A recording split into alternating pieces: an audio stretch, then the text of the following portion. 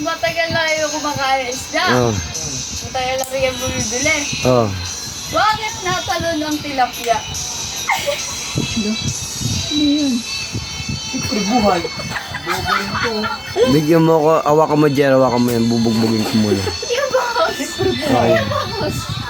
Yung bangus natalon. Oo. Buhay. Kasi nakita niya sa palengke, yung bangus na kaiga, yung tilapia nagsiging talon. Tatanong kasi si Raya sana. Sabi ko, matagal mo na magano? Nagdadala isda. Bakit natalon yung tilapia? Siyempre buhay eh. Patay na yun eh. Ay, yung bangus. Lumapit ka dito.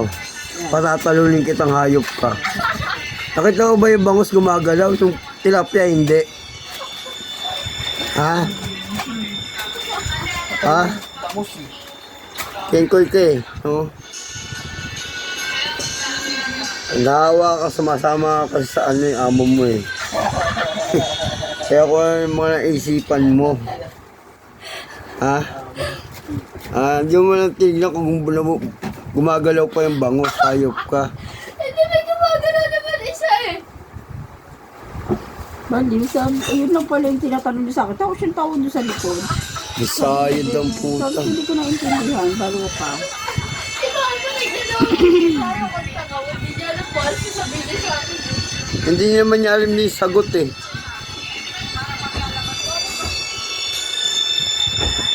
Kung ano yung mga tinuturo mo sa bata. Ano, Pati ako, dinadamay mo ha. kaya nawawala sa ano eh. Imbis na may matuto sa school ang puta. Sa'yo pa nawawala ng...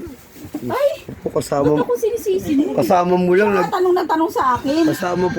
Kasama mo lang. Laging ano na. Diyos ko po. Nawala na sa tamang pag-iisip. Beto tumatalo yung isda. Siyempre buhay yun eh. No? Siyempre buhay yun, ito yung sinagot niya. Buhay siyempre tatalong talaga. Wala sa tubig yun. Yung gunggong. Ano yung isa? Siyempre patay na yun. Katatanong pa ba yung patay? Kung ano, tong dalawang tong mag-ama na